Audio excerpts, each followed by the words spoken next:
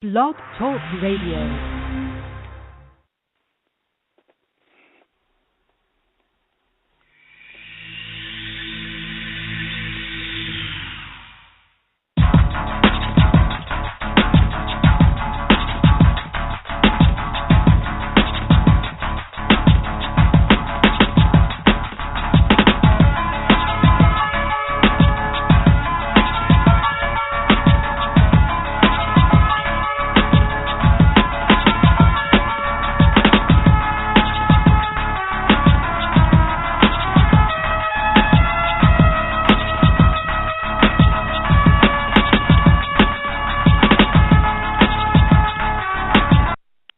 Welcome everybody, live. Yeah. This special episode of Under the Mat Radio. Hey, this is host Tech with co-host NSC Game Boy, what it is, what it do. And with our correspondent Blade, the sensational one. How you doing? We're doing good. Everybody, this is a special interview today. We will be bringing you more special interviews in the future. Of course, you all know that we normally air on Tuesday nights, live, 7 to 9 p.m. Eastern Time. But, of course, since we have on network, we will have extra episodes. This episode is titled The Original Birdman, because our guest for this evening will be none other than WWE Hall of Famer, class of 2009. And also formerly one half of the tag team with the late Owen Hart, High Energy, the man himself, the Birdman, Koko Ware. He'll be joining us momentarily. So, of course, as you know, you can follow the show on Twitter at tech_UTMR. You can follow NSC Game Boy at NSC Game Boy spelled correctly. And you can follow Blade on Twitter at sensational one. Oh, I thought you were going to spell it. Nah, I realize that, people should already know, and if they can't spell it, then tough. Just go to Tech or NEC Game Boy, and they'll find it there. Man, really, yo? That's how you feel? Okay. Yeah. So you know what? Honestly, NSC, I've just been having a horrible weekend. We started off with a horrible week, and speaking of birds, I just had a horrible time yesterday at Popeyes, so, just so disgusted right now. I mean, right now, I could be having Popeyes, but, I'm having something that was endorsed by yesterday's show, sponsored by Shane Strickland and Ghetto Tony, the tricks with the fruity balls that I'm smashing on right now. Oh, so you got the fruity balls in your mouth, huh? Shout out to Ghetto Tony. Pause, right, brother. Just tricks. Hey, you said tricks it. Can't be for adults, too. Hey, that's what Ghetto Tony said. Shout out to Ghetto Tony. We got to bring him back on the road trip videos. People been asking about him.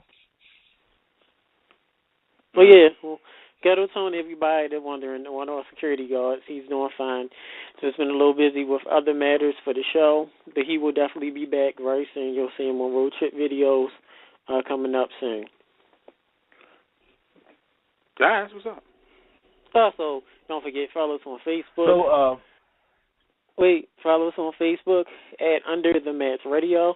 You'll find our like page. Please like us. Definitely, as NSC Game Boy says, thank you for the thumbs. Also, don't forget, follow us and like our group page, which is very good, growing very well. The group page is important because that gives us everybody a chance, all the listeners around the world, fans of wrestling, to be able to hold discussions, and we'll be able to see everybody's viewpoints on the world of wrestling. Also, don't forget to please subscribe to our YouTube page, Under the Mats Radio, where you'll be able to listen to our show, former episodes if you didn't catch us, and you'll be able to see our road trip videos, which Blade is in charge of. You'll be able to see what we do on our way to events, after events, having fun, and, of course, our video interviews, which we've interviewed a lot of legends and local stars as well. Anything I'm forgetting to plug, NSC Game Boy or Shin? No, I think you plugged everything. You're a good plugger. Yeah, I'm glad about that. Really? Well, how you feeling, Tech? You weren't feeling too good on our actual show on Tuesdays between 7 to 9. Oh, I'm doing a lot better. I'm good. had to deal, the little migraines, if you will, or what have you. But I'm doing well now. Well, also I have a shout out for two people for the show. I just backed them through other sites. Shout out to Juju B of In Your Head Wrestling Radio.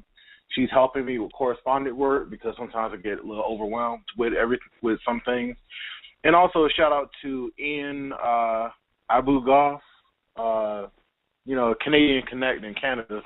We met, so he's a fan of Under the Mat Radio now. Oh, well, big ups to our Canadian fans. Yeah, Juju B. What's up? Hey. Juju. Juju B. Is that her actual Juju name, or is that like Juju a of the Bee. nickname? Yes, Juju of the Bee. I think that's her name. I think that's her name on the show. She does like the board work for Jackie Jones and everything, and we just met, and being correspondents, we kind of hooked up, and sadly enough though that she's a Browns fan, so that kind of brings differences. We'll forgive her. Everybody comes with their faults in life, so we'll forgive her definitely. What about Patriots fans? Boo. Yeah, boo to them. Well, at least the Patriots got something to talk about. Deflated balls. Yes. And, fans, of course, anybody selfie. listening, please don't forget that coming up in March 2nd, we will have another special episode, and this time we will have another WWE Hall of Famer, and some would say, widely regarded as the best wrestling announcer in history, good old JR, Jim Ross himself, will be joining Under the Mat Radio. So, of course, please, any questions you have, send us an inbox on the Under the Mat Radio like page or the group page, or email us at underthematradio@gmail.com. So, while we're waiting for the original Birdman, Koko B. Ware, to call in, Shinblade, when you hear the name Koko B. Ware, first thing that pops in your mind? The song Pile Driver. Okay. Damn, I heard that in a minute.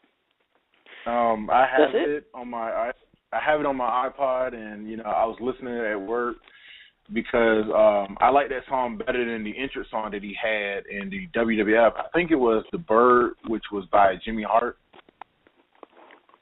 And then he did Morris Day's The Bird in the Territories. But it was just one of those songs that, to me, one of those wrestling things that never gets old to me. Okay. And it's a Game Boy? Well, when I hear Koko B. Ware, of course I think of The Bird and everybody flapping their hands. Frankie. Yeah, but unfortunately, the image I have is his match with Yokozuna. It was on Raw, I remember, and didn't look good for the man. Koko kind of got KO'd in in timely fashion, but he didn't press R2? Huh? He didn't press R2? No, he didn't press R2. No, his stamina gauge wasn't high enough.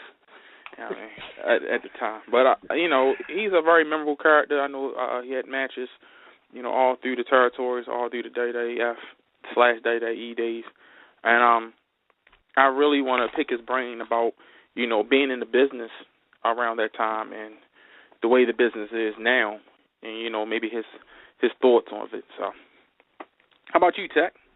Host with the most? Well, yes. I think Koko B. Ware, like I said, mainly memories of the 80s with Frankie and the colorful outfits and doing the Brain Buster. We used to call it the Bird Buster. And, he just was everybody in the 80s was like colorful, like cartoon characters. So, then you had, everybody had an animal. You had the British Bulldogs, Davy Boy Smith, Dynamite Kid, had Matilda the Bulldog, and Jake the Snake had the Snake. And then you had Koko, who had Frankie the Bird. So, I know I'm missing out.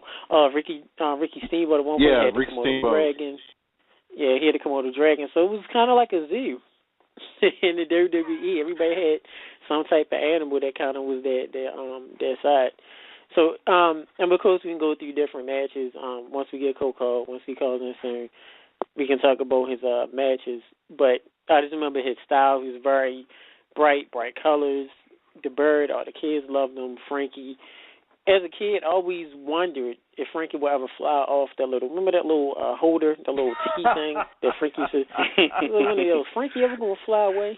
But Frankie was a good bird. He was obedient. I think in ornithological news, I don't think they can fly far, really. Maybe macaws. Isn't macaws related to parrots? Something like that. I mean, I'm thinking about the bird in Rio. Oh. Rio. Totally forgot about that movie. The second one wasn't that good, but the first one was. Yeah, I didn't see that. Tail. Yeah, I never saw that movie.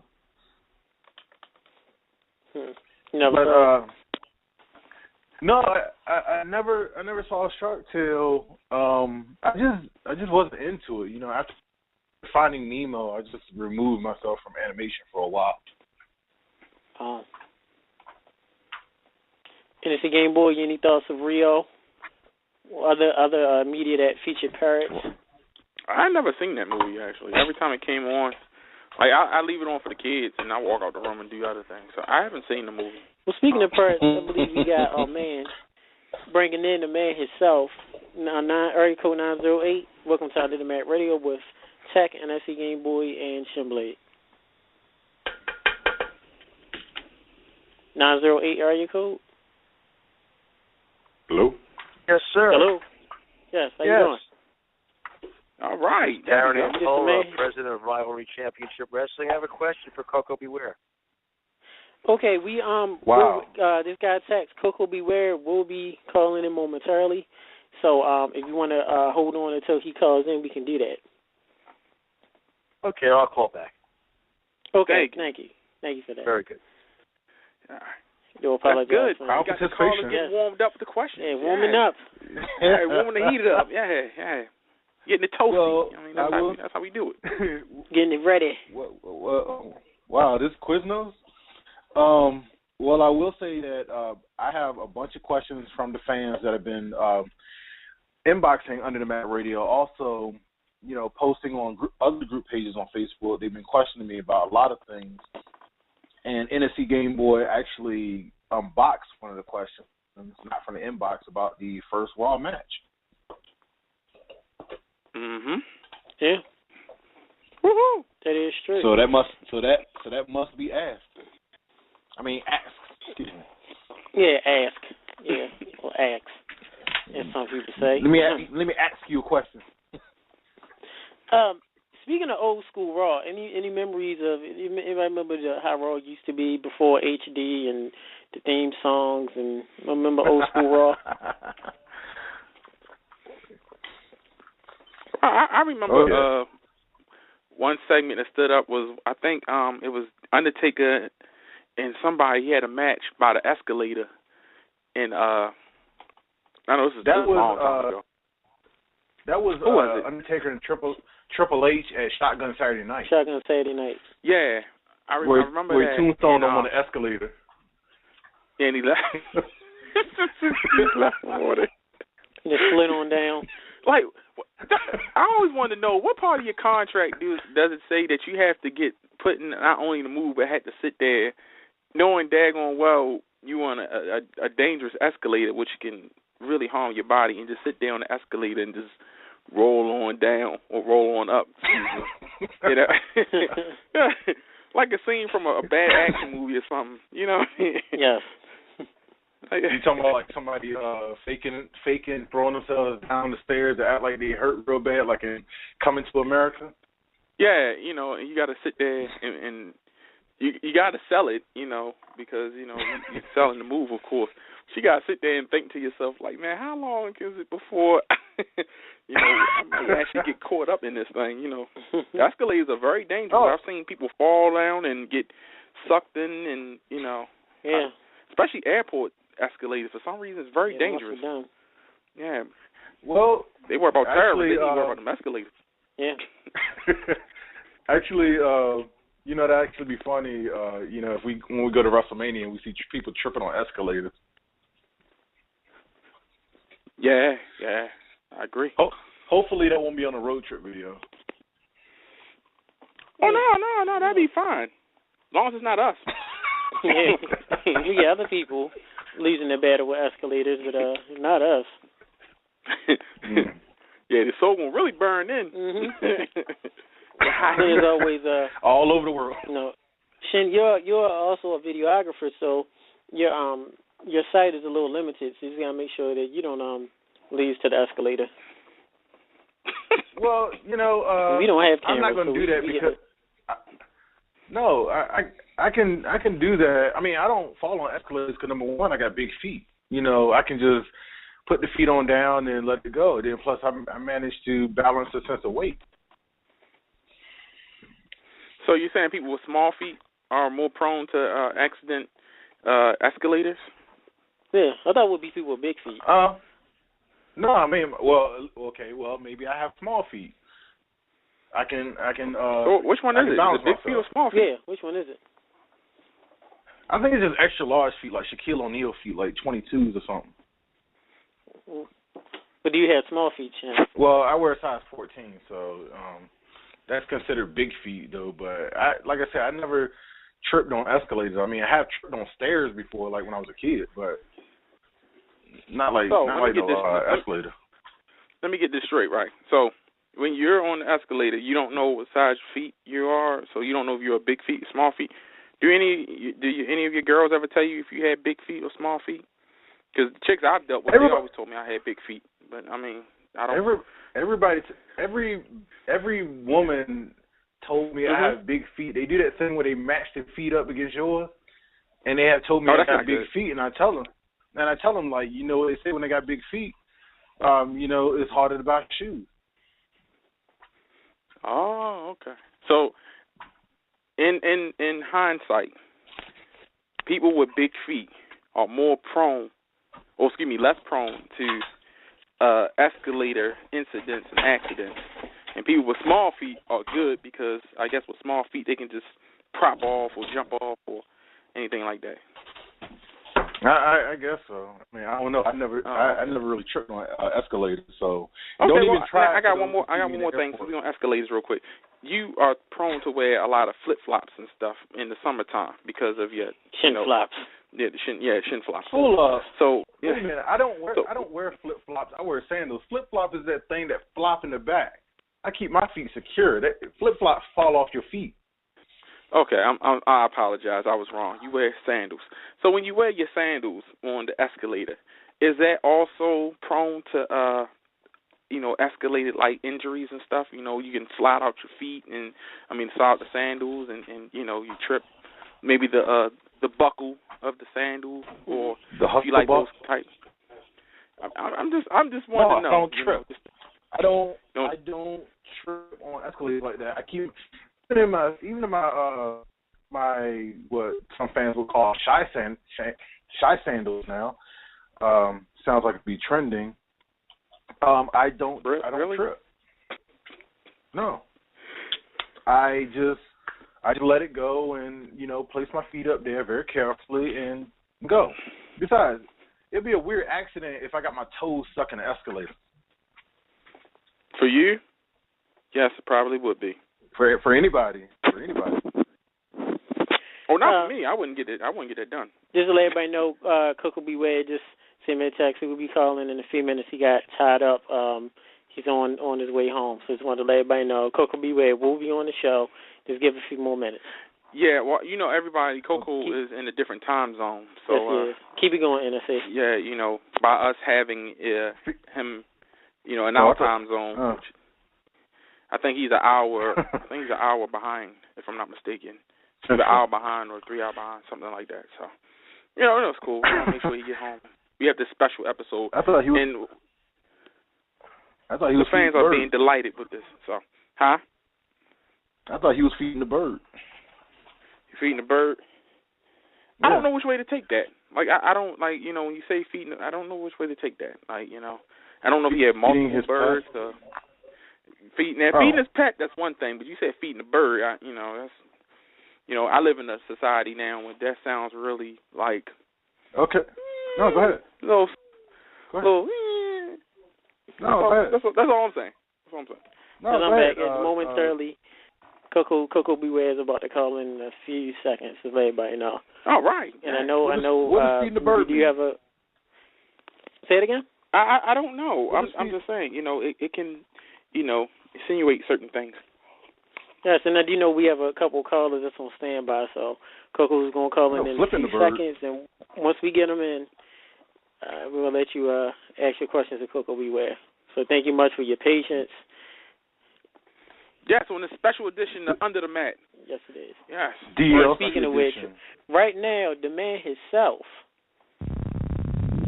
Yeah.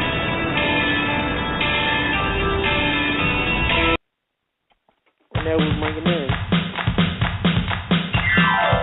Really? The man himself. 2009. WWE Hall of Famer. Come on, everybody. Get up off your feet. Put your hands together and do the bird with me. Welcome, brother. How you feeling today? Oh, doing great, brother. How you doing, man?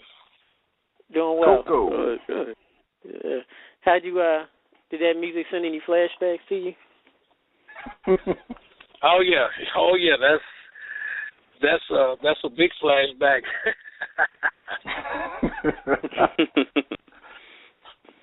As it is. If you can't let us know, hearing that theme song, what's the first thing that popped in your mind? What was the first memory that came to your mind? Oh man, I tell you, when we was in the studio doing that, going over that Birdman song, and that was the first thing that kind of popped in my mind. Jimmy Hart and myself and my gospel group, the Gospel Fours, and man, we just everybody was so excited doing that Birdman hit there. Yeah. Okay. That is, like I say, we definitely thank you for coming on to the show. We're very excited, and so are a lot of people that are excited to have you here live on Under the Mat Radio. Koko, if it's okay, can I do have a couple of callers that want to ask you a question. Is that fine? Oh, that's fine, brother. I'm trying to drive, but we can do it though. Okay. Oh, Lord. All right. Okay, area code 908. Welcome to Under the Mat Radio with Koko Beware. Hey, Koko, this is Darren Antola, with president of Rivalry Championship Wrestling. I just have a question for you. You being part of that elite group, you mentioned like Jimmy Hart and, all the guys with the Rock and Wrestling connection. Did you think it would take off the way it did, the big boom with Vince with the Rock and Wrestling connection? Oh, most definitely. If we got the opportunity, it would have definitely took off. I promise you that. I'm telling you, because that was the hot item back in the day, and I guarantee you it would have fitted right perfect with the WWE. So you kind of felt it right from the beginning that this was going to be something special. Yes, I felt good about it, man, and I know Jimmy Hart real well, and he was, because Jimmy just like, if he's been with the Gentry so long, and he can just tell with something, he can just feel it. You said, they even with the Gentrys, they got a gold record, Cinnamon Girl, Explode Dancing, something like that. And right. He said, man, I feel the same way when I felt Cinnamon Girl and Keep On Dancing. He said, I feel this is happening in the same way. So Jimmy felt now, good you about really it. You really had a great voice too. You had an awesome voice. The pile driver, it was really great. Oh, well, thank you so much. Yeah, I was so fortunate that I got an opportunity to share some of my voice all over the world and stuff, man. And that it's just coming from God above, man, that made it happen for me, and I really, really appreciate that. Great. Well, I appreciate you as well. Thanks very much for answering the question. All right. No, thank you for calling, man. All right, thanks, Darren. Okay. Oh, yeah. Okay. Thank you. See, Koko, that's how we do it here. So many people excited to hear your voice, to hear from you. How you doing? Good. Actually, now, I have a question. Sure, go ahead. Actually, I have a question that everybody's been asking. So this is just one this big question that everybody's asking. Where's the bird? The bird is at home. The bird is at home. Frankie's at home. Actually, we're gonna back up a little bit. It was a real bad tragedy that happened a few years ago and stuff like that. But I do have Frankie Jr. now. The original Frankie was caught in my. I had a house that caught fire, and Frankie was caught in it, and it was just man, it was. I could still hear. I could still every time I go home, and the new Frankie Jr. he's like a carbon copy of the original Frankie. I mean, he's just so easy to get along with and handle and stuff like that. He's ready to go on the road. He's ready to go in his cage, and it was just like, man, I really didn't lose. I didn't really lose Frankie. You know. Yeah. Well, I want to also ask you. You wrestled in WWF in the '80s, and everybody was like a cartoon character. Everybody had pets. You had Ricky Steamboat had his Komodo dragon. Of course, you had the Snake. One of our good buddies had Damien. The Bulldogs had Matilda. Was there any animal battles or wars between the animals in any of the locker rooms around that time? Well, we just kind of kept them separated. When it was a zoo there one time. A little small zoo, but we kept them separated. And I know Matilda, especially the British Bulldog dog, man, she was kind of kept eyes on Frankie, all the time. Like, I like to get a little taste you a little bit every now and then. Frankie would, Frankie would be up on the perch. He'd be on that perch and say, "Well, you're gonna have to get up here to get me," and stuff like that. And so Matilda always had that kind of like a pissed off attitude look. You know how those English bulldogs are. When they look at you, they just look so pissed off all the time. It's just he just sitting there just looking, watching Frankie. Says, "Yeah, maybe one of these days I catch you on that ground, I might have me some good fresh meat." But that never did happen. Thank God, it never did happen. Man, I made sure that because I think at one time it was a close call, but man, I'm just glad Matilda didn't put all those humongous teeth off in her in Frankie. One good snap, Frankie would have been gone. Neither did Winston. What was that? What was that, Sean? Neither did Winston, the Davy Boy Smith dog, later on. Oh yeah, I forgot about Winston. Any memories of Winston? Any memories of Winston, Davy Boy Smith's dog, the one he had later on? No, those guys was just they loved to rip guys they didn't like. I mean, of course they got along with me, but there were some guys that came into WWE and they like Terry Taylor, the Rooster. Oh my God, they didn't like him. They cut his pants up. Ooh. He had some very nice traveling. I mean, just dress pants, nice dress pants, and they would take scissors and just rip them up and stuff like that.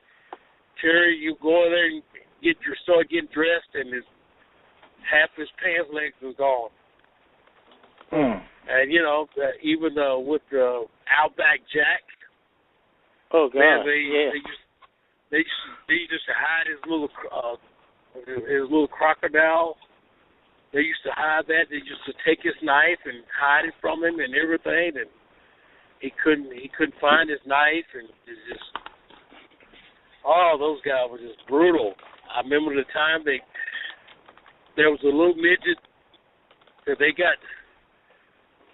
they invited a little midget at this bar one night, He had real pretty long black hair. And this little midget got the little midget so wasted, and they ended up taking the little midget back to his room, set him down in the chair, and just shaved his whole head off bald. And put him in the bed, and of course he woke up the next morning. He finally looked in the mirror. He just, man, you talking about, that was the most sad moment of my career, man. I mean, just looking at the little midget, and he was crying. He was coming down the hall, just crying. Oh, my hair! I lost all of my hair. Oh my God, what happened? Oh, what happened? Oh my God! Nobody would tell him, and his wife was coming in. She was flying in to come and visit him for a week on the road. And when she met him in the lobby, she broke down. Oh, my God, what happened to your hair? Oh, my God, what happened? I don't know. I just woke up and I was bald-headed. Those British Bulldogs, man. Boy, wow. Speaking of that time in the WWE, with you being in there, if you don't mind, tell us the story of how you wrestled and how you got into the business before WWF. I know a lot of people know about Koko B. Ware, the wrestling in WWF. Hey, let's say WWE, okay? WWE. Let's say WWE. WWE. Because of it. Because it's WWF is gone, don't even exist no more. Yeah. Okay. Yeah, we have to say the E, brother. You're doing a network. Tell me again now. I was saying, back. Everybody remembers your career in WWE back in the 80s. If you can, tell us your story of how you got to WWE. Okay, how I got into WWE was I was in Mid-South under the promoter Bill Watts down in Louisiana, Baton Rouge. And I got a phone call, and it was Howard Finkel from the WWE. And I didn't know that was Howard Finkel at first. And I said, you got to be kidding me. Yeah, this is Koko, Howard Finkel from the WWE. Vince would love to come and he'd love to talk to you about coming up and stuff like that. I said, get out of here. WWE is not interested in me.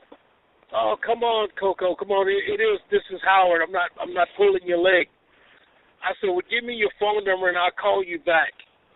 So he gave me his phone number, 203 area code and stuff like that. So I dialed it back, and then then I started believing that it was Howard Finkel, and we got to talking and stuff like that, and it made it happen.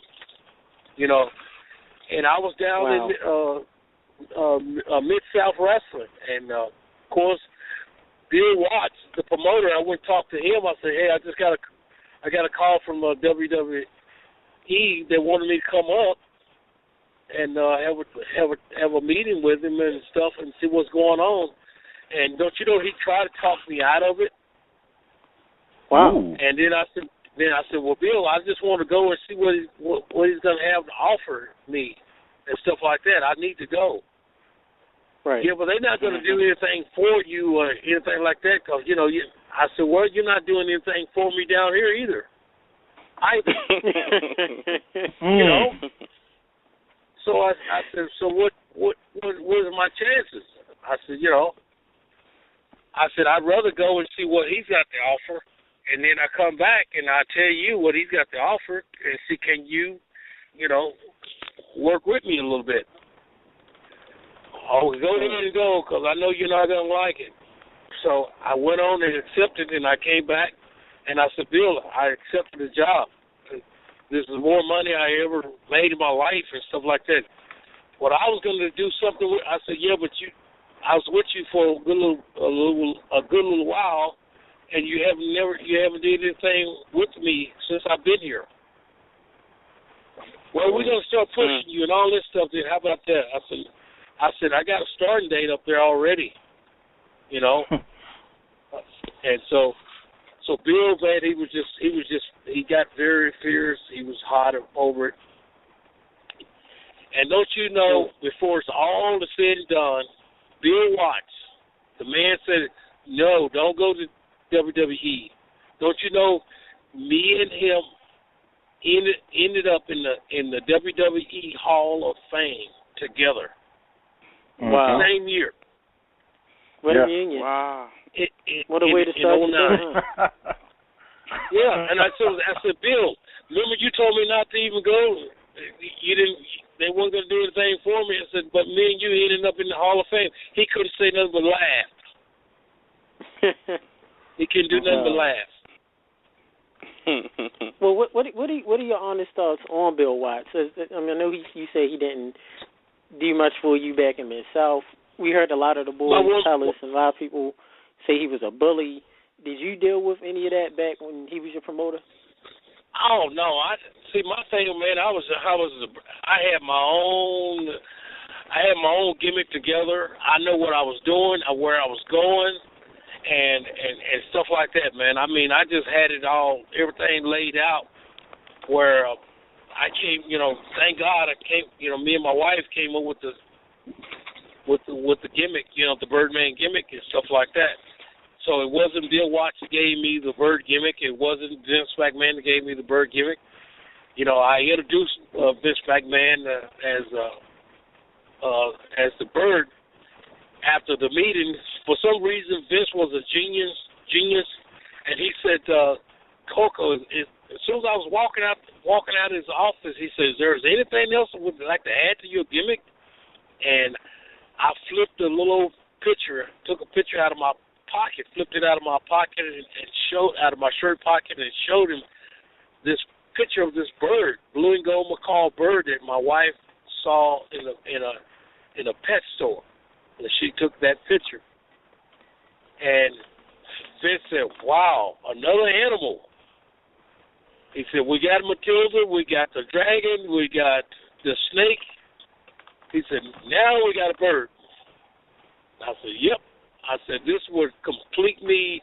This will complete my whole gimmick here with the Birdman Koko Ware, and that way I can relate to the young kids, short as I am and stuff like that." I said, "I need something with a gimmick that the kids gonna love. I'm a high flyer, but I'm still short in comparison to Andre the Giant and Hulk Hogan and all those guys, I said, I got to do something. So he found that he gave me an opportunity. He said, "You're going to be flying. You're going to take this bird everywhere except Canada." I said, "I know." I said, "That's what I want to do." He said, "Okay." He called the front end. He called some department in his office. Said, "Hey, we got Koko on board, so we can." We got his parrot, so y'all get everything together for him. Everywhere he goes, that parrot goes with him, stuff like that. And but it started off. The Birdman actually started off in Memphis after the P.Y.T. Express. We split up after we left Memphis, and then I became the Birdman. I didn't have a parrot, but I had birds on my tights. And man, other than that, it just took off. I just thank God that, and you know what? This is Black History Month. Man, I was the first one from this. I think Eddie Gilbert, bless his heart, I think he was the first one that went up there as when they had the Worldwide Wrestling Federation up when Vince's father was living. I think he went up there and wrestled for Vince Sr. Yes. But I was the first one that went up there when they went all over the world from down on this end. I was the first African American that went up there in 1986. Wow. And then And then after a while, I met the Honky Tonk Man, Jimmy Hart. Then don't you know, I was good friends of Hulk Hogan when he came down here to Memphis to wrestle. I'm the one. I worked out with Hulk Hogan and Beefcake. They was Terry Boulder and Eddie Boulder at the time. Oh yeah. Wow. And I worked out with Hulk Hogan and Beefcake because Hulk Hogan wanted to do some things. He wanted to learn how to drop kick and all this stuff. And I said, Hulk, you're too big to learn how to drop kick, man. You don't need to do that. That's okay if Beefcake could do that, stuff like that. You're a big guy. That's when Hulk was 300 pounds. So I took him and Beefcake to a little barn, this little town called Dyersburg, Tennessee, and this guy had a barn with a little ring set up in behind his house. And Hulk Hogan and myself, I worked out with Hulk Hogan and Beefcake. Wow. And see, Hulk Hogan would never tell this story because I guess it's just coming. He don't want nobody to know that another African American helped train him. Wow. You know now.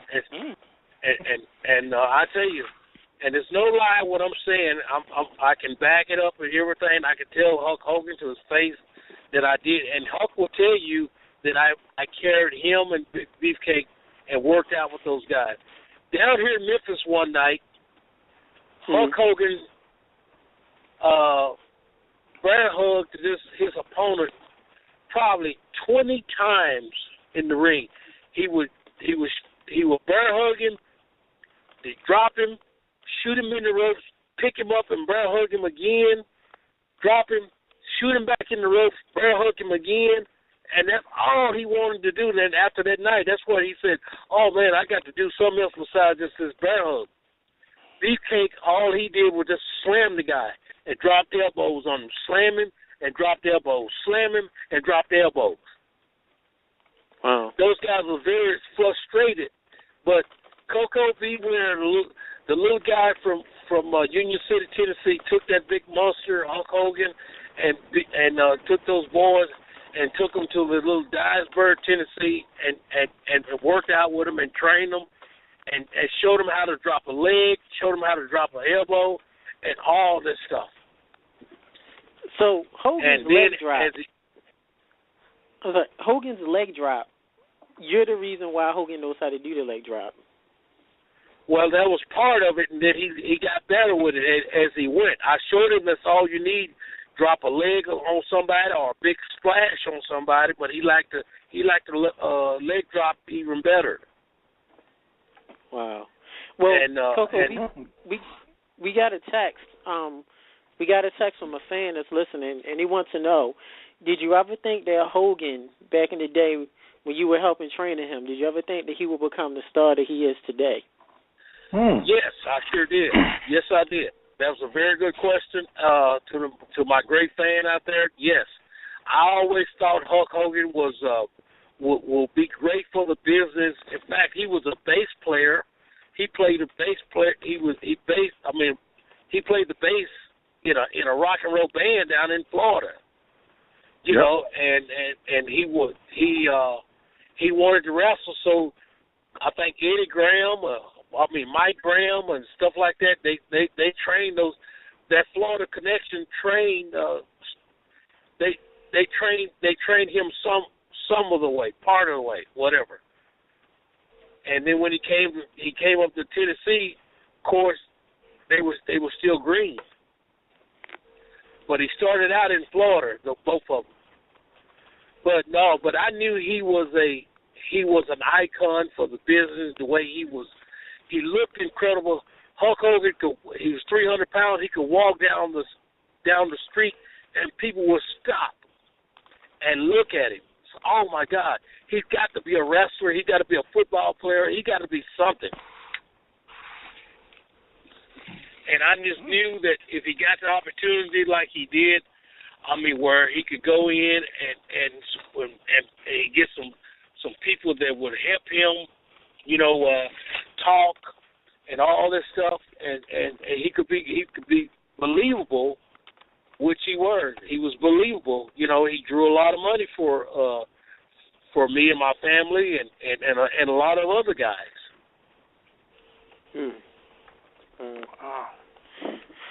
Well, no, I know NFC Game Boy, my co-host, he has a question from a fan, too. Well, the question I have is, tell us about your former tag partner, Novell Austin, and you know, from the P.Y.T. days. You know, give us some insight about how it was back in them days working with him. Well, I tell you, my genius guy, and I love him. I love him to death. He's like a brother. He's like a father. I mean, this guy he's my icon of the wrestling business. And he was the genius. He was the McMahon back in the 70s. And there was Jerry the King Lawler. Well, the King, man, he developed the P.Y.T. Express. I mean, when Michael Jackson was hot, he came up and said, "Hey guys, man, we'd like for you. Here's a tag team. I mean, I want to put you guys together as a tag team, and then I want to call you guys the Pretty Young Thing." So he said, "I want y'all to go to the mall or whatever. I want you to buy these red all these zippers on this jacket and this one glove and put some sequins on it and stuff like that." And Jerry Lawler came up with that idea. Wow. The P.Y.T. Pretty Young Things. And the gimmick was so perfect because Novell Austin was the ugliest thing that you ever want to lay eyes on. I mean, if you go back and look at some of our pictures and stuff, he was related to that Silverback big time. I mean, he was just like picture. I'm talking about. I mean, you just go back. I mean, but he such a sweetheart, a heck of a nice guy. If he liked you, I mean, he was raised up around Memphis, and that's all he ever did was fight coming up. And if you wanted to fight, it wouldn't take much to fight Norvell. He was the fighter, and so Jerry Lawler put us together and stuff like that. And don't you know that we took off that P.Y.T. Express? We got experience. We had a chance to go to Houston, Texas, under the promoter Paul Bosch. And I tell you, man, that's at that time Jim Ross was he was the announcer down there. And golly, and Jim Ross used to come back, "Koko, how you doing?" You know, he said, and Jim Ross was, we got to do something. He said this Koko Ware, because I was just Koko Ware then. I was just Koko P.Y.T. Koko Ware, Novell Austin, and Jim Ross kept every Friday night. He kept coming up with some shake my hand, and then one Friday night he said, "Koko beware," and he said, "Oh yeah, that's it. That is it, man. That's real catchy, Koko. What do you think? Koko beware. Come on, man. I just, he said the B don't stand for anything. Just Koko beware." I said, "Oh, Jim, come on." He said, and then it got, and he announced me as in the ring as Koko Novell Austin, Koko beware. And don't you know that took off. The Pretty Young Things, Novell Austin and Koko beware. And so we did so it was just a successful thing that we did down in Houston every Friday night and Louisiana and stuff like that. And so, man, it took off. And we went back to Memphis, and they put the tag team belts on us, and we was the champs up there, up in Memphis and stuff like that. We would come out with the Michael Jackson song, and we would dance to the ring. The people loved it, man. They loved it. And I tell you, go ahead. Yeah, if we can say it to you with that, Real quick, two things. We you said good things about Jim Ross. We do we'll be having Jim Ross on our show in March. So I definitely make sure that we'll let him know that you said good words about him and you definitely put him over. Your outfits. Sure, tell him I said hello. Yeah. Yes, we will. We will. Who made your outfits? Because I remember watching the videos we used with Norvell Austin, and you had the tight red jacket like Thriller, and you had the shiny gloves. Who made those outfits? Well, nobody really made them. Back in the day, it was K&H wrestling wear for wrestling gear. K&H. That's how we. In fact, I still have an old pair of those K&H wrestling tights there now. They were made out of nylon, and of course the jacket we bought out of the mall, and and just put a glove together, a church, like a white glove with some sequins on it, sewed on and stuff, and I tell you, Jerry really. And I'm gonna say this too, and about Jerry. Not only just he gave his idea, he gave us that gimmick. He also gave the Rock and Roll Express. He created that gimmick. Not only he created the Rock and Roll Express, he created Kamala, the Ugandan. Wow! Yeah, I heard that story. Yeah, I mean, Jerry Lawler was he created the Fantastics. Oh yeah, Bobby Fulton and Tommy Rogers. Good buddy of ours. Yeah. But you know what, Koko? You're saying a lot of things that you're spreading a lot of truth on things that we've never been told before. And we're glad that you're speaking the truth because you're saying things that never been said or anything. Right, because they're not going to tell it. They're not going to tell the truth. That's the reason why I don't have a book out, because I don't want to write a book out and there's going to be a bunch of lies. See, if you're not going to tell the story, don't even put it out there, because you know what? Nobody's going to believe it no way. Wow. That is true. I mean, here it is. It's just a lot of guys got books out and stuff like that, and I hope everybody did well, selling their books and things like that. But if you read it, if I pick it up and start reading and stuff like that, I say no, it's not even the same person that is talking about his own self. He's not even. This is not this person. Just like my little baseball cards of Koko B. Ware. You look on the back of them, it tells you that where I'm from, how old I am. I'm not James Ware. I'm J.W. Ware. Everybody think I'm James Ware, but I'm J.W. Ware Jr. because my dad is J.W. Ware Sr. and I'm son because he wanted a son, so he named him after him. So, but the thing about it is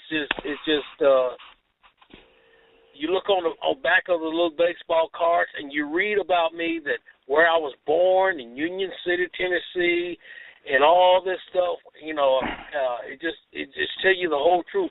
You look on some of the other guys on the back of their card is this guy's born in Hawaii. And stuff like that, and here he is born right there in Mississippi somewhere. Right. Or he's from Chicago, Illinois, somewhere, but he's from New York City. That's true about that. I just thank God that that I got an opportunity. You know what? Even in my wrestling career as a black man, you know what? Yes, it was hard. As my size, I wasn't the tallest guy in the world, and I wasn't the shortest guy in the world. But think about it. You know what? I had to really, really to make a difference in my career. I had to really make a difference. I had to be outstanding. I had to do extra things when there's other guys could just do half of it and got a job. When they said, Koko, beware, you're not going no further than Memphis, Tennessee. You know what? I just smiled. And in the back of my mind, I'm going as far as God wants me to go. I'm going as far as God wants me to go. And I'm not going to stop because somebody say, this is as far as you're going to go. You're not going no further. You'll never make it to the big time and all this stuff. Well, you know what? I made it to the big dance. I made it to the big dance. I made it all the way to the WWE Hall of Fame in 2009. And I was there when those guys couldn't even weren't able to get in the WWE. I was there.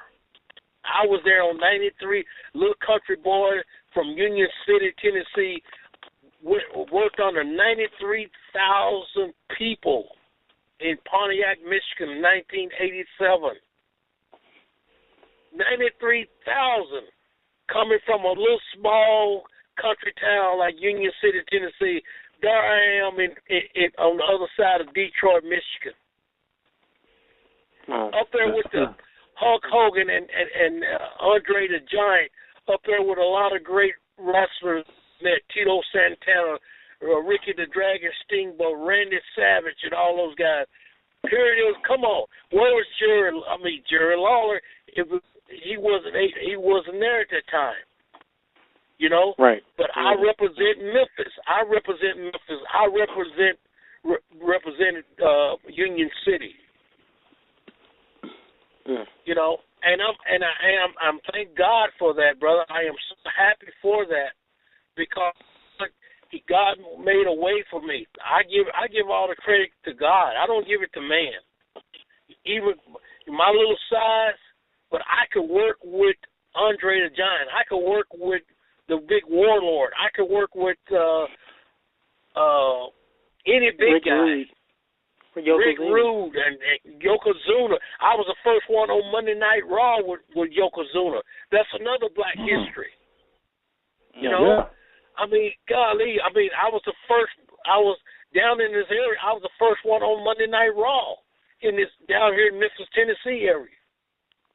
Mm-hmm. You know, and even the Hall of Fame, I was the only black America that year that I got inducted. I was the only one that got inducted with the rest of the guys. I was the only black American. That's great. What about Big Cat Lad? No, I'm talking about they came Some later. That year. They was in the Hall of Fame. I'm talking about in 2009. Oh yes, yes. You know, they came before me. Cat might have came before me. I know Bobo Brazil did, but these guys, Bobo Brazil died. He died, so they put him in the Hall of Fame. To me, you know, you should give us our props. Give me my flowers where I live. That's true. Yeah. You know, give me my flowers where I live. I mean, because my family, you know, only thing they're gonna do, they're gonna take it and run with it, whatever. I won't be able to smell the flowers. I won't be able to say thank you. I won't be able whatever. I'm so happy that I got a chance to get inducted into the WWE Hall of Fame and stuff like that. And I thank the world of WWE. I mean, they have been good. They've been good to me and my family. Because without the WWE, you guys wouldn't have never known Koko B. Ware. Right. Yes, sir. Now we have a question with that.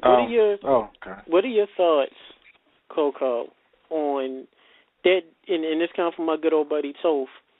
There's been a lot of feedback online. Of course, you know, fans and what you call marks and people. And there's some people that figure they call the WWF Hall of Fame a joke, and there's a lot of people that feel you shouldn't be in the Hall of Fame. So what are your thoughts on those people that feel that Koko B. Ware doesn't deserve to be in? Well, that's what you call player haters. That's what you call player haters, and you're gonna have a lot of player haters. You got player haters. Guys don't want y'all doing what y'all doing now. Amen. They're mad about that. Amen. Amen. And everything that you do good, successful, don't nobody like it. And you got these jealous player haters out there that all they want is a handout. They don't want to get off that and get it and get it for themselves, but they don't want to see nobody else be successful. Well, that don't work with me. That don't work for me. You know what? I still love those player haters. I don't hate them. But trust about it, when they're around, that's when I'm in my very, very, very best. And I'm gonna keep on doing it. I'm gonna keep on doing it and doing it and doing it. I don't care.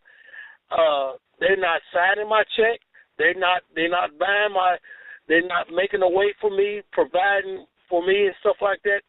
But you know what? I'm gonna keep on doing it and doing it and doing it. Because you know Amen. what? God gave me this talent. And you know what? And the man and the Caucasian gave me an opportunity to shine. And baby, I'm gonna let my light shine. Yes.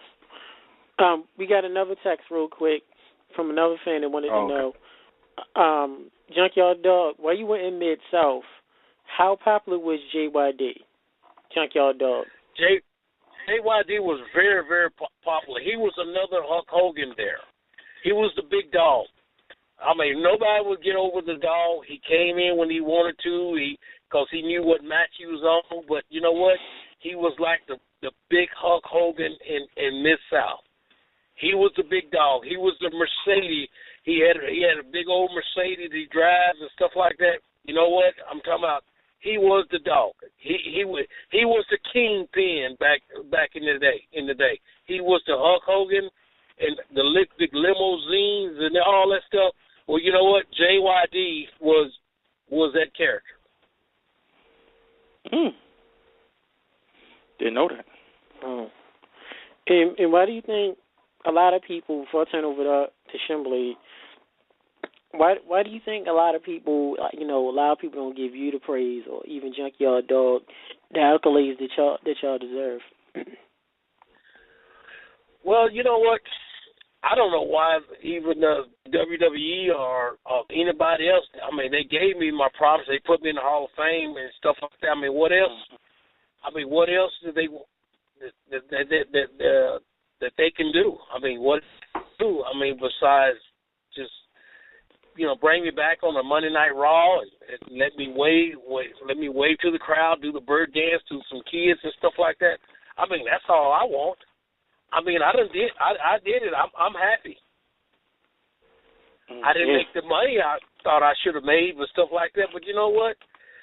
That's okay. But you know what? At least one thing about it, I'm not hungry. I still got a roof over my head. I still got a little money in my pocket. And, thank God I still got my life. Yes. Yeah. It is true. Oh, my goodness. Shimblade? Before I get to my question, I got to say, you was almost taking me to church about doing it and doing it well, Koko. Now, I have this very, very big crushing question for you. It's not for you, but we've been discussing it for many, many weeks on end. And, you being in the WWE back in the day, you were colorful, you were smiling, you had the bird, and you were singing. But the thing about it is you got over with the fans. Now, 20 years later or 25 years later, we got a group called The New Day who is doing almost the same thing that you're doing, but they're not getting over with the fans. The kids won't clap. The adults won't clap. It's just like crickets when they come out. My question to you is, what do you think that worked for you that's not working for them? Well, it's different characters. Like I said, it's different characters. And plus, what's not working for them, I'll be honest with you, I'm telling you what's not working for them, what worked for me, because I came in there dancing on the front end. I came in there with a gimmick with the bird. Now, Kobe Kingston is a heck of a wrestler. He's like, every time I look at him, he reminds me of me. And he's got the moves, and he's got the moves out of this world that's holding him back. Okay, now you take this Big E. Okay, he came in, he looks great, he looks fantastic. Okay, but he didn't come in dancing. He didn't come in, being a little funny cartoon. He came in as being a real killer, with his eyes and convincing, you mess with me, I will bust you up, I will break you down. I will break every bone in your body. But they're taking all that away from him. So he's not his character anymore. So he's all balanced right now. He's not himself. And those guys, it's like they don't have anything to do with the Black Americans. We just make them dance. Because they're really not doing anything with the strongest man in the world. They're not doing nothing with him. They're not doing nothing with any of them. And I don't know why. Because at least I know I got an opportunity. I had a good run. And I'm not saying it's all gonna be about prejudice and it's all those white things, stuff like that. That's out of my jurisdiction. I'm just saying, I don't know the problem. I don't know the real story. Why they're not doing anything with the generation, with all generations. Right. I mean, that's what makes wrestling all generations. I mean, you go to Atlanta, Georgia, with a WWE or any other wrestling event. You don't have to be just WWE. But so about it, right. When you go into Atlanta, you got to have all these stars on here shining, man. You got to have all these stars shining. That is true. Just not one side is shining. All of them shining. You got different people out there. You know, you have your blacks, you have your whites, you have your Mexicans, you have your Puerto Rican, your Japanese and stuff, whatever. You know what I'm saying? I mean, you got to relate to all of our people. Well, Koko, I want to say this, and we've been here on Under the Mat for about almost 2 years, and about a year and a half ago, we interviewed Ahmed Johnson. Yes. And Ahmed Johnson won the Intercontinental belt in the 90s, and he told his testimony on our show about a lot of the racist things that he endured when he was in the WWE. And on this very show, we also interviewed Oscar from Men on a Mission, who we're really great friends with. Yeah. And he's told us different story of how he had a great time in the WWE. He really didn't like the way it ended, but he didn't have to endure a lot of those racist tension that a lot of these wrestlers, these black colored wrestlers, have to go through today. And my question to you is that, does it hurt your heart to know that you have been so successful? And like you just said, you know, you're being honored by the WWE Hall of Fame. You know, you led a legacy. You have money. You're not looking for anything. You know, you did your career right. You helped, and you was a part of the big boom of wrestling. Does it hurt your heart to know that these guys are out here, and you know, all the way from Mark Henry to, of course, Big E, Kofi, and the rest of them, and they just struggling struggling to find their identity, struggling to get through, struggling to really stay in the business? Does it hurt your heart when you yes, see it these hurts things? It hurts my heart big time, because you know what? I know a little guy like me paid the way for Mil Mascara. I mean, with what's his name? Rey Mysterio? Rey Mysterio. A So little guy. I mean, here's a guy that I paved the way for all the small fellas. Not only just Ray, but Ray was an outstanding. He's an outstanding little wrestler. He's a good high flyer and stuff like that. But when I look at my old people, because I knew how hard it was. You got to remember, guys, that wrestling, and believe it when I tell you, this is going to be something that's going to be a true fact. What I'm telling you, a true statement. Wrestling is a white man's sport.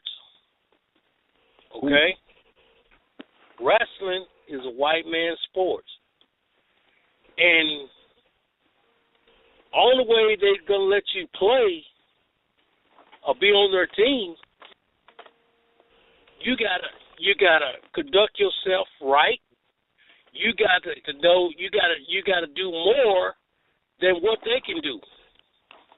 Yeah. How do you think The Rock got so popular? Because you know what? They didn't even consider him as a black. No, you Samoan. Talk about Samoan. Yeah. You see what I'm saying? But right. But I can tell you a story about The Rock. Koko be wearing The Rock down here in Memphis, Tennessee. But we're talking. Well, we can talk about that later. But yeah, you can bring it up now. But no. No. Yeah, you bring it up now. But it brings. But it brings back to me. We have some good black wrestlers out there, okay, that can draw money. We have some sorry black wrestlers out there, and some sorry white wrestlers out there that cannot draw any money. Mm-hmm. But they're gonna, since it's their sport, so they're gonna push who they want to push. They're gonna make that sorry person be better. And then, and the worst thing that we could do, come in there with a negative attitude, because they're not doing nothing with me. They're not doing nothing with me. I look better than him. I'm a lot better wrestler than him. That ain't the way the ball. That ain't the way it goes. That ain't the way the ball bounces. You got to wait for your time. You got to wait for your time. If your time come around, you got to wait for your time. Keep your mouth shut. Do what they tell you to do. And you know what? They might give you a chance. They might give you an opportunity. I proved it. I proved it myself. Went in there, kept my mouth shut. Yes, I got beat. But also, I beat a lot of guys. I just won the downright jobber. What I'm saying, they didn't use me as a jobber. They teamed me up with Owen Hart, and we took off. Well, if you don't mind, while we at town, Koko, talk about. You said you had the story with The Rock. Yeah, so when The Rock, okay, I've been knowing him ever since he was a little bitty kid. He used to ride in the back seat where me and his dad would go to run the Memphis territory, and down here go to Louisville, Kentucky. We lived in Nashville, stayed at the Days Inn. And don't you know The Rock? What his little nickname is? They called him Like Savannah? No, they called him Dewey. That's Rock's. That's Dewey. That's Rock's. That's his kid name. That's what they call him. That's his play name. You know how we are. Everybody back in the day had names. Mhm. They call us different kind of names. They never did call our real names sometimes. They call us Bubble, come here Squirrel, come here Junebug. You know what I'm talking about. Mm-hmm. Yeah. You know. But Rock was called Dewey. And when Rock came down here from Miami, he got in the wrestling business. Big old, pretty, good-looking young man. He was so depressed. This is the living truth, guys. He was so depressed about not making no money in the wrestling business. And when they had him down here in Memphis, Tennessee, he was starving to death. Wasn't making no money. And one night on the couch, he was all stressed out. He said, you know what? I'm just gonna go and get me a real job because I'm not making no money in this business, and I really can't go nowhere. Then I told him, I said, do it. Let me tell you one thing. You keep working out. And I said, you get a chance to go to New York. So we called WWE New York, okay? Mm-hmm. Back in the day, we call it New York. So you get a chance to go to WWE, man, I want you to go. Yeah, but Koko, my dad's already been up there. This is exact words he told me. He said, Koko, my dad's been up there, and golly, man, he done burned all bridges up there, and I can't go up there. And I said, you didn't understand what I said, Rob. I mean, do it. I said, do it. You get a chance to go up there.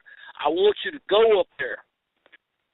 Now, if you go up there and start acting like your daddy, they're gonna start treating you like you're your daddy, and they're not gonna do nothing. You go up there and keep your mouth closed and stuff like that. When you go up there, they're gonna start beating the hell out of you left and right. They're gonna beat you every Monday night. And if y'all go back and look at the tapes, they would Stone Cold to win. Rock would come down, and he would kick butt, but they'd beat him on the end. Mm-hmm. For a long, long time. And then the people would come out. His popularity jumped so big, man. I'm talking about they shocked the hell out of all of them down there. And they were shocked down here in Memphis, Tennessee, with the little girls were screaming at him and stuff like that. Rock, I said, do it, man. You see these little girls screaming at you. They're not even doing nothing with you down here, and they're screaming when you come out. Can you imagine you go up there, man, good looking that you are and stuff like that? You're a handsome guy, man. I said, if I was a girl, man, I would be all over you. You know? And he said, man, I don't know, Koko. I don't know. I said, man, I'm telling you, if they call you, I want you to go up there. Go up there and keep your mouth shut. I said, they may not look at you as a third black man. They might look at you as something else. Well, I don't know. And don't you know, 3 months went by, he got accepted in the WWE. And he called me and said, Koko, they asked for me. They want me to come up. I said, go up there and keep I told King Mabel the same way the second time around. God bless his soul. The second time around, I told him how you got to do in WWE. You got to go up there and keep your mouth shut. And when you ain't got to worry about it, you're gonna have heat on you. Walk in the dressing room, but try about it though. That smile. Hey, how you doing, man? How y'all doing? Y'all great. Yeah, thank you so much. But you know what? When white people see you smile, they knew something, you all right. But when they don't see those pearly white teeth of yours, brother, they just know, oh, he's got a bad attitude. True. And don't you know, look at Rock today. Look at Dwayne Johnson today. Now I haven't been around Rock since then. Wow. I hadn't seen him I hadn't been on shows with him at all since then. He hadn't called me at all. So don't you know what? My thing is, I'm just waiting. God gonna fix it where I'm gonna be on the same show of signing autographs or something where Dwayne Johnson is gonna be on. And what I want to know, I'm not asking him for nothing. This is what I want. I want to see this for myself. Is he the same person that I met, that I used to know? I'm talking about, I know he may not be the same. He's not going to be, he should be the same person. Is he, that's what I want to know. Is he going to recognize me, Koko, man, how you doing? Oh, my God. Or he going to look at me like, who is that? Well, that's what I'm waiting on, guys. That's what I'm waiting on. He owes me nothing but a good handshake and said, thank you for those kind words. Because he couldn't get it. He couldn't get those words down here in Memphis, Tennessee at all. He couldn't get those words wherever he went. And I still love his daddy. His daddy's a great guy, you know, but the kid needed some help. And his dad wasn't there for him to give him the help. But you know what? His friend of his dad was there that gave his son, gave him the advice that he needed to hear. You know what, Koko? I'm gonna stop you right there, and I'm just gonna say, because of these testimonies, these stories that you're telling us, especially this one, because I've never heard you tell that story before in any of your interviews and stuff. If you have, I didn't. No, I never told. I told it to certain guys, but I never. Yeah, publicly, you've never said that. I now am glad that you're in the Hall of Fame. Yes. I understand why you're in the Hall of Fame. I know your career wasn't the greatest compared to the Hogans and the Flairs and all that. I see why you were in the Hall of Fame. And your wrestling has always been great, but I think your outside ring work of what you've done with these guys is what got you into the Hall of Fame. So when people ask, why Koko why he belong in it, I understand now.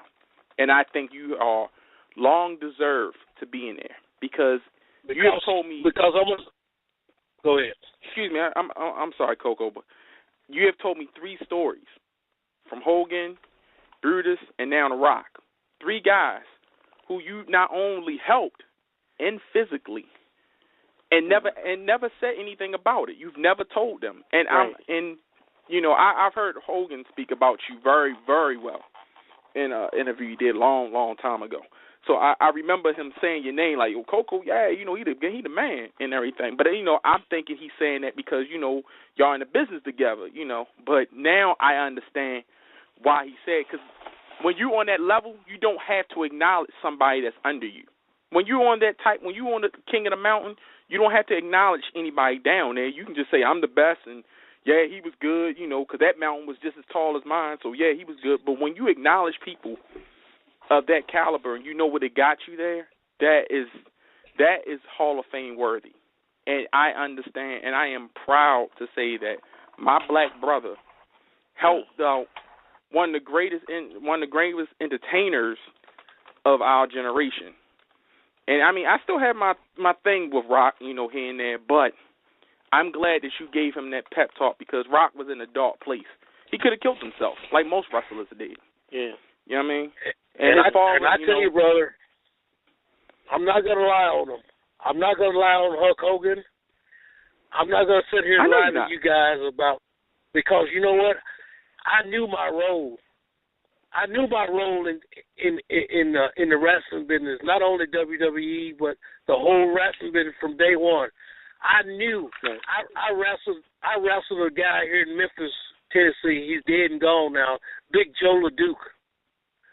Yeah, that was my first match in Memphis, Tennessee. Joe LeDuc, great big old lumberjack guy out of Canada. He loved me. The first time I worked against him, the way he throw me around and stuff like that, I wanted those guys to throw me, so I added extra. I did it extra when the guys, when the big guys, to make those guys, made them would be just incredible. Where he tossed me across the ring, he slung me all the way across the ring because I wanted to go all the way across the ring. Mm-hmm. And I knew that. I didn't try to punch a guy, and then he would take a bump. I got on the rope for a big man. I used a drop kick. I used a drop kick for the big man would go down. He didn't go down because when I punched him, I tell them guys, I said, no, don't go down because I'm hitting you. Wait. I said, I'm going up on the rope. I'm going to the top rope. I'm going to give you a drop kick off the top. Then you take the big bump.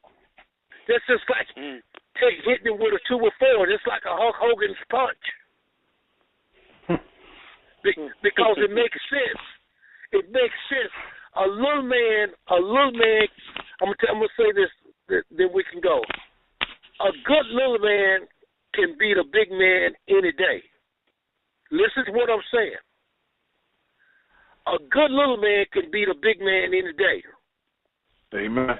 But a good little man cannot beat a good big man any day. Right. It's too much horsepower.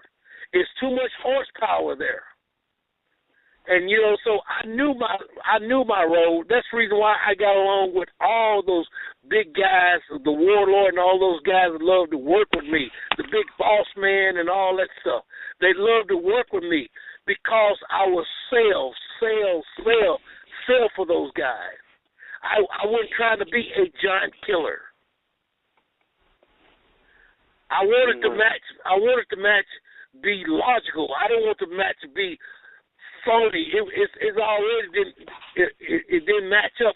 Me just big boss man, but we had a match because of stuff that I did and stuff he did to me. Right. And I'm not going to go out there and slam boss man. I'm not going to slam him. Ain't nowhere in the world I can slam him. If I wanted to slam him, I couldn't slam him. So you don't even try. Mm-hmm. Don't even try. But if I get up on that top rope and drop kick him, wow, I'm expecting that big joker to take a bump for me. And don't you know, they didn't mind taking a bump. They said, Koko, please let me take a bump for you. Let me do something for you, Koko. Come on, man, because you let me just beat the hell out of you. Come on. Oh, my God, you're just making me look good. Come on, Please, Koko, what can I do? Yeah. Well, real quick, Koko, like I said, all your insight on this show has been greatly appreciated and monumental. It definitely is. I'm going to name off a couple of guys that you worked with in your career. You can give me one-word associations real quick on your thoughts, and then afterwards, if you don't mind singing us a little bit of your Power Driver song before you go, you can do that. Is that okay? Okay. So I'm gonna name off a couple of guys and let me know your first thoughts. Randy Savage. Alcon. Tito Santana. Great. Oh, he's my favorite. That's my man. That's my boy there, Tito. Iron Mike Sharp. Another friend of mine. I love Mike Sharp. I love his character. I just love, you got to know Mike Sharp to love him. Butch Reed. Butch Reed, another good friend. Ron Simmons. Ron Simmons, I know him as a friend. I don't know him real well as a friend. I caught him on the tail end, but he's been sweet, brother. I mean, we've been sweet together, just, you know, and I consider him a friend. Brother Love. Brother Love, you know, hey, I'm the one who got him a job, Brother Love. I know Tom Pritchard big time. Bruce Pritchard. We're cool. We're friends with Tom Pritchard, so you can give your thoughts on him. Tom Pritchard. Yeah, Tom is a great guy. I mean, be sure to give my regards to Tom. I mean, I like Tom. He's a good a teacher, man, for wrestling. I mean, he can teach them the old school if they listen to him. Kamala. I want to mention him, Dame. I know he's dealing with some health issues, but if you can tell us your thoughts on Kamala. Just like a blood brother to me. I mean, I talk to him all the time. He's just like a blood brother. I mean, I'm just so down, and because here's a guy that I went all over the world with and stuff like that. That we shared a lot of rooms together and spent a lot of time together and stuff like that. And then he ended up with both his legs amputated off. But you know what? God got him, and he's still here, man. And you know what? I love him. I love him. I love him, man. You know. Yes.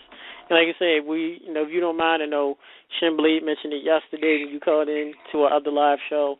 If you can sing us a little part of your Power Driver song. Or anything else that you'd like to give. Y'all want a little Power Driver song? Yes, sir. Birdman. Oh, yeah. Power Driver? We need a little bit. We need a little bit. Who is like a slow dance?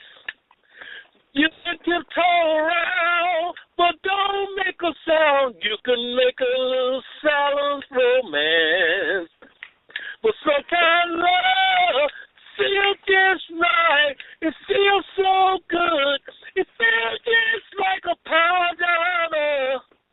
Yeah, a power driver. Sometimes love, it feels so good. First you think it's so strong, but something goes on. It feels like a great big mistake. But sometimes love feels just right. It feels so good. It feels just like a power driver. Yeah, power driver. Yes. I'm a little hoarse, man, but hey, come on, y'all. I like that. With me. I felt it. We felt it through here. When you're on fire, your heart's on fire. Yeah, I couldn't reach the level because I hadn't been singing that song. I got to get on the studio to do more of that. I can finish the song for you, but nobody wants to. Well, go hit the high note for me. Come on, hit the high note for me then. Come on. Yeah, go ahead. Hit the high note. Come on, hit the high note. Power driver. Yeah. Your heart's on fire. Come on, hit that part. Your heart's on fire. Your heart's on fire. Something like that, huh? Oh man, looks like you need to go in the studio too, brother. Hey, Koko, we gonna keep Shin's voice in prayer. All right, thank you. Thank you guys so much. It's been fun. Thank you guys, brother. Just give me a shout just about any time and stuff like that. But man, just keep riding ahead of your life, and just remember, guys, everybody is a star. We just have different ways of shining. Yeah, one more thing. Right.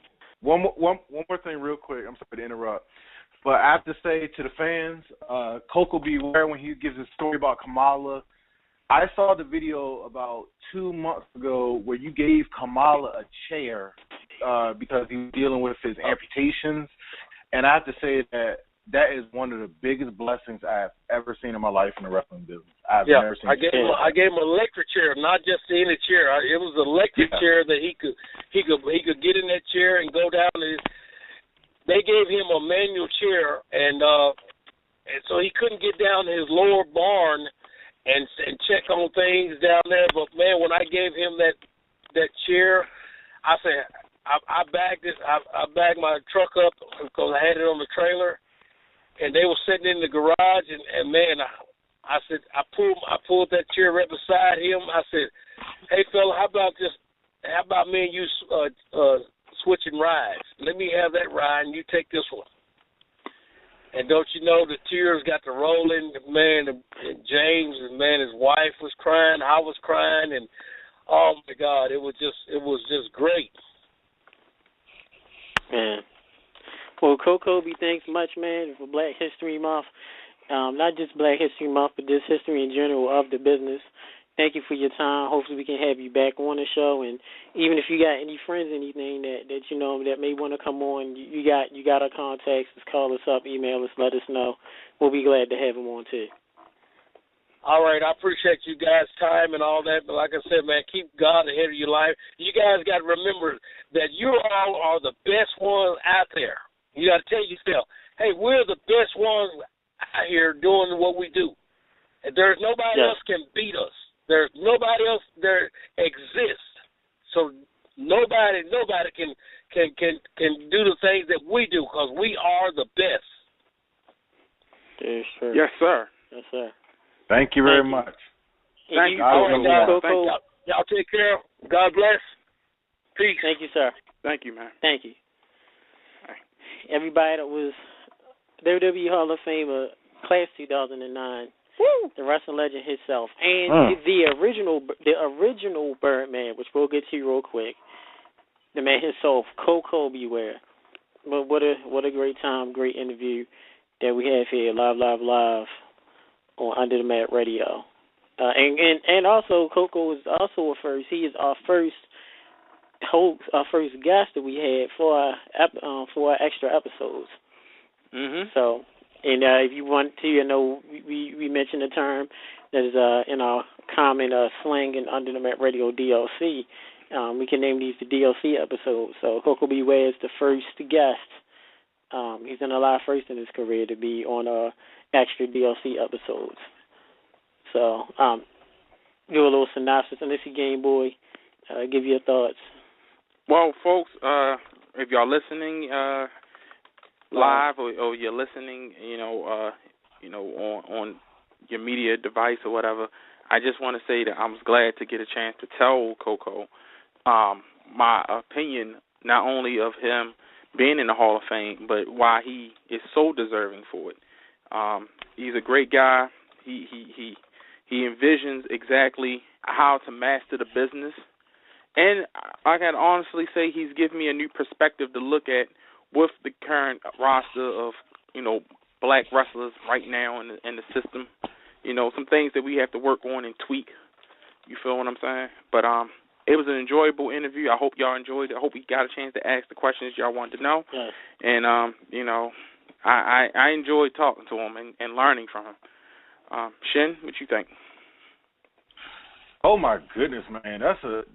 I gotta say, you know what? That is one of the greatest interviews that we ever had because, a lot of people probably listening right now talk about Koko Ware one way, and if they listen to this interview, they're gonna think about him in a whole new light.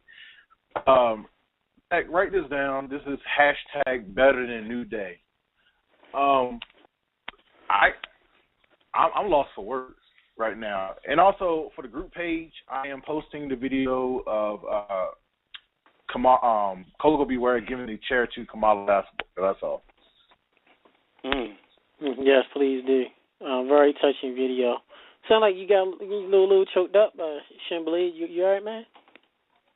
Well, I was singing a little bit, and to tell you the truth to you and the fans, I haven't sang in as far as outwardly, I haven't sang in about a year or two.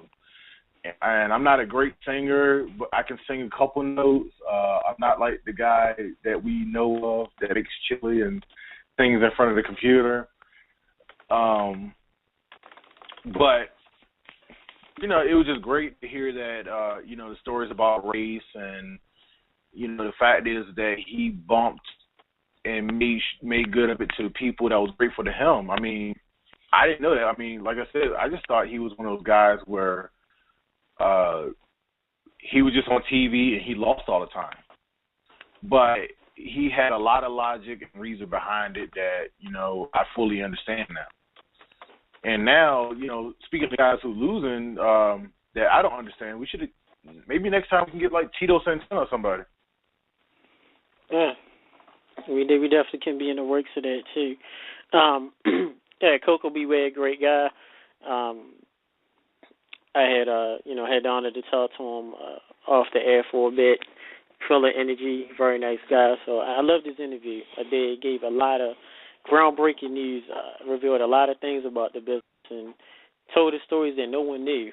He never mentioned publicly or didn't mention a lot, and we do feel honored that we can continue to, on here Under the Map Radio, continue to provide our fans and listeners groundbreaking news, exclusive news, stories that none of the boys or girls have even mentioned publicly to get on our show. So definitely big ups to Koko B. Ware, but glad he's doing well.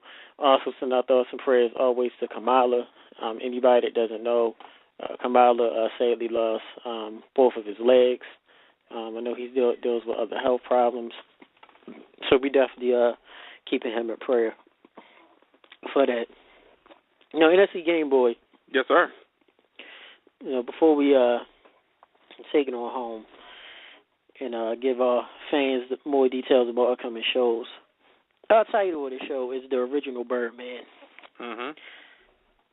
Shinblade wasn't sure about the title, and he's not sure of other Birdmen in history, and why we call Koko B. Ware the original Birdman. So, we're going to do fans, if you want to call in, 347-677-1862. To let Shinblade know about the other Birdmen in history that came after him, and I'll let NSC Game Boy start it off with some other famous Birdmen.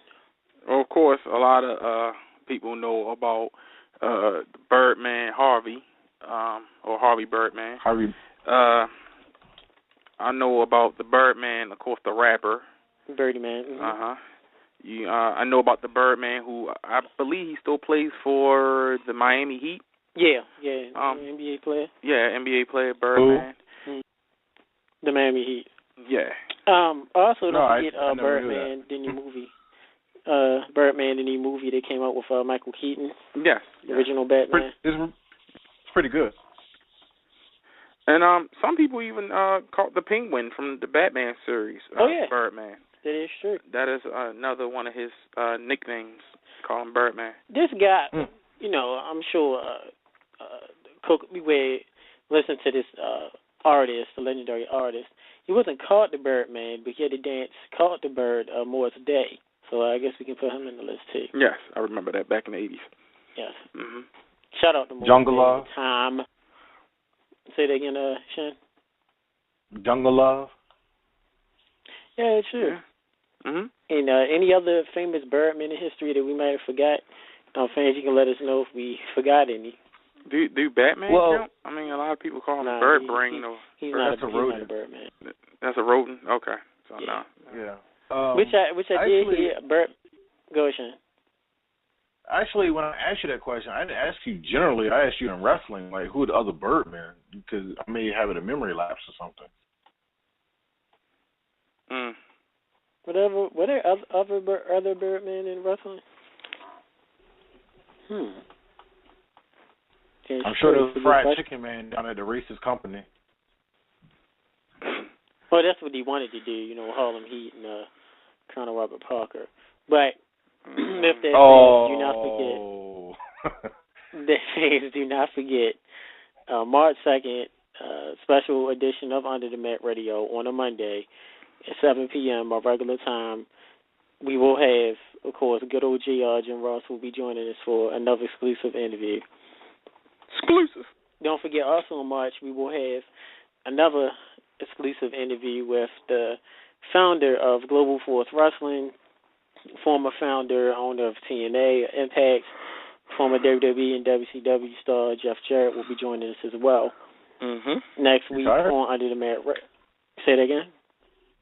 Somebody tired? I hear a little feedback. I'm not sure if that was a yawn or probably a little static. You know. Yeah, it sounded like that was static. Yeah. Nobody's yawning on this. Was it you, Shen? Is that? No, I was just listening. Could be the wind, you know. Yeah. My window's closed, man. Don't forget next week on Under the Mat Radio, next Tuesday we will have Hood Slam, very great and controversial and very well documented wrestling promotion in California. Those guys will be coming on at 8 p.m. Of course, that show starts at 7 p.m. And we also have a surprise guest that will be joining Under the Mat Radio. Exclusive. Exclusive. So we will not be releasing that information till later. Shen?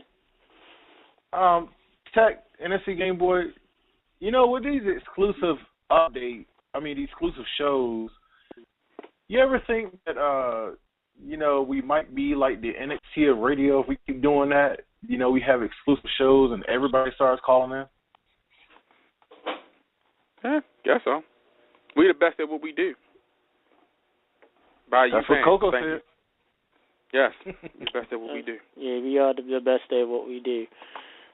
Don't forget, and this is really great for Shen, because Shen is the reason for this episode, is February 24th. We have an episode that is titled, we really don't have a title for it yet, but it will consist of a great debate. Great co-host of our good old buddy of Pro Wrestling Report, David Hero, fellow super friend, will be joining us once again. Mm-hmm.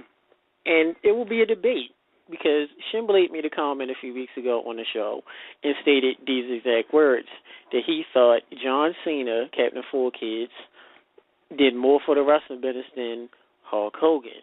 So with that being said, David Hero will be appointed on our show February 24th. And for at least an hour, will be a debate between Shen Blade and his team, Team Cena, and David Hero and me, Team Hogan. And fans, you have a chance to call in, send us emails, send us tweets, Facebook us, text us, let us know your thoughts of your pro Cena or your pro Hogan. And NXT Game Boy will be the referee. Yes. Actually, you did. Not going to do documented. this. It's cool. Yes, you are. It's just the rules. It's already been promoted by PWR. No, and because the boys know it. Yes, it is. No, because I'm gonna tell you like this. Can't renege on that, sir. I said, sir. I already did. Can't renege it. NXT Game Boy, sir. Wait. We calling the N-word up in here, sir. Hey, we don't type of people. The boss. Yes, the boss said so. He said, that ain't, we got colors that out there. I'm saying, I didn't say he was better for the business. I said Cena, to me, in my opinion, Cena put more people over than Hogan in the business. Now, we know that Hogan, I didn't say he did more. You can debate this February 24th with David Hero. I did not say that. I did not say that. I mean, I was not a Hogan fan growing up. I wasn't a Cena fan. After he became world champion. No, I'm saying I wasn't a Cena fan when he was world champion. Now, but I said that he put a lot of people over, and that's what made me, go in Cena's favor, even though everybody hates him that's over 18, and not women. And you can share these thoughts with David Hero, February 24th. I got something to do that day. Under the Mat Radio, Hogan, Cena. I got an appointment that day. I can't be here. We don't need to know about your personal business. But it's February 24th, live, 7 p.m. David Hero, Shen Blade, the debate, Hogan. I didn't say I was going to get David Hero number one. I just said, David Hero and I spar every now and then, which is fine. But I didn't say I'm going against one of the best guys in the business. David Hero's on Shen Blade trying to renege. David Hero's a good big guy. Promises on live TV. Sound like somebody scared, man. Sound like he don't want no trouble. Scared. I'm just justifying what it is. To me, if you asking me, I'm just Like, you know, it just sound like you don't want no trouble, man. You know what I mean? Like you backing down. I mean, hey, I don't ask for trouble. You got an Sometimes opinion. it comes. You know, you got an opinion. You want to prove your opinion. It's a chance to prove your opinion. You know, I would say go ahead and prove it. You know what I mean? Wait. You know, that's just what it sounds like to me. You know. On this term, but I gotta get ready to go because we almost done. We almost out of time. Oh yeah, we're almost. We have about 5 more minutes. Yeah, we gotta get ready to roll. Breaking news too. February 24th, live. David Hero, Shin Blade. Great debate. Just wanted to keep reminding you, Shin Blade, and the fans for that. All right, you know what? Bacon hater. I'm citing harassment. I'm not feeling right now. I'm citing harassment. You know, I'm trying to do my job. I said what I said. You know, I said what you said? Well, no. I can walk it off. I'm not sucking anything. So. What? Huh? What? He said suck it up. I said I'm not sucking anything. What is this? I said I'm gonna walk it off. You said suck it up. Yeah, that's what you said. Suck it up. Apparently, Shin Blade apparently doesn't have any athletic background where he doesn't understand the term "suck it up," meaning that if you're in pain or you're acting gully, then you have to, rumble, young man, rumble. No. Suck it up. You know, don't have a case of the limp. I can do rumble, young man, rumble. I can't do suck it up. That just sounded like you got somebody on your knees. I don't mean that way. What do you mean? How do we get here? Have you ever played What is wrong with you? Excuse me? Have you ever played Shin? Yes, I wrestled, I played basketball, played baseball. I did the field part of track and field, and I was on the volleyball team in my high school. I did a lot of those sports. Wow, this is magical, man.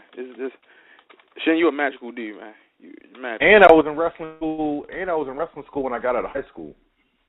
I used to train like when I was 19 years old. Okay. So. And by the way, talking to David Hill right now, he's ready for February 21st. Live. Shin Blade, David Hero, Hogan against Cena. He says fantastic. He cannot wait. He cannot wait David Hero. either. Shut your mouth. David Hero's talking. I can't believe either David wait. It will be fun. Straight from David Hero from Pro Wrestling Report. Hold on, Black Michael Cole. I don't believe David Hero. He knows he's not a boss. He's doing the general manager. I believe David Hero can message me. He got my information. He can come up to me and tell me. He's not a scared guy. So I don't believe that message for anything. Who do you say in this again? Who's the boss? Apparently it's you, sir. Oh, thank you. So, in any organization, the boss tends to get the information before all of the other workers. So if Tech and NSC Game Bueno in, we got the information. If you want me to, I can even copy and paste it. Even if you want to, I can even screenshot it and email it to you, Shane, just for proof. If fans do apologize, Blade having a rough week. He's not feeling all good. He's a little out of it. Second with Koko Ware, which I give you props for. You sound good. You know what? It's about to be an empty position, and right now, I'm drawing up the papers right now because I'm feeling too much heat, more heat than I'm supposed to have. I'm about to get somebody to take this place. You guys can interview people over the weekend if you want. Okay. But then again, at the end of the day, you can lay down. You can watch. Shout out to everybody. Shout outs to Lucha Underground that's currently on the El Rey Network. Our good buddies. Shin Blade. You can sit and watch it and eat some Eric's chili. Good old shout out to Salty Eric Keys. And watch Lucha Underground at NXT. Yeah. NXT Rivals tonight. We're doing the show while we're playing, but but then again, we can watch NXT for $9.99 on the replay value. Actually, you're wrong. Month of February is free, so you don't have to pay $9.99. Well, the people who newly subscribed. Mm-hmm. Still, the people who are paying for it. These are the free is getting newly people subscribed, boss. Oh man. But I'm saying here though that I'll catch the replay when this show comes off $9.90. Ew, that's like a gay bear, girl. For $9.99. Pray for Shinblade's mind. He doesn't want to suck it up. He doesn't want to lay down. I'm not sucking anything. What the hell? It pause, man. Big shout out to you. Oh, and to let everybody know, real quick, before we let it all go, and they take it home. I am currently working on another huge guest for Under the Mat Radio. I'm currently in negotiations as we speak on the Facebook with someone that represents this person. Of course, former WWE champion, WCW champion, wrestled all over. So once I get the news on that, I will be sure to update everyone. Of course, this year Under the Mat Radio will be bringing even bigger guests and even better interviews. For that, please don't forget, fans, please check out www.prowrestlingpowerhouse.com with the greatest and updated wrestling news and their own organic interviews and their own unique and independent articles. They're a very, very great wrestling website. We check it on a regular basis. They help promote our show. We promote them. And this isn't a copy and paste website that just goes and finds articles from other sites, copy it, paste it on that site, and act like it's their own.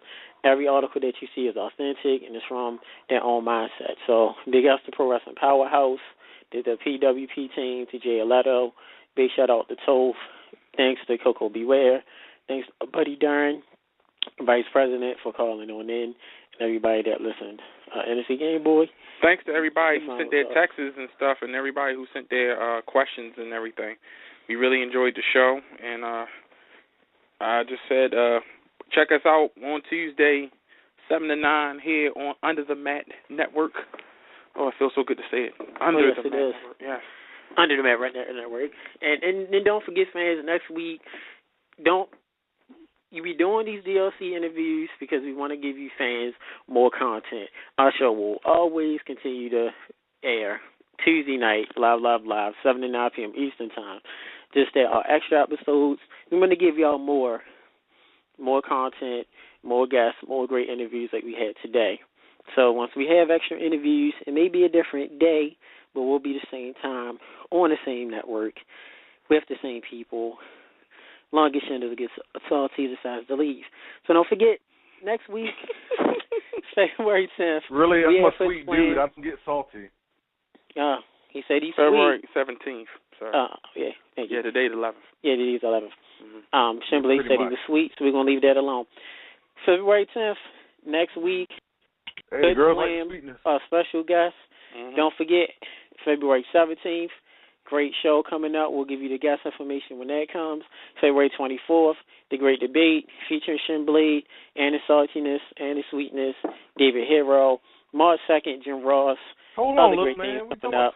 Jeff Jarrett and other people. So, that being said, NSC Game Boy, get a benediction. Oh, and the crowd says amen. Yes. Hashtag Power Driver. Hashtag singing. Shinblade, end it with a hashtag. Animal Wars and Howard Finkel.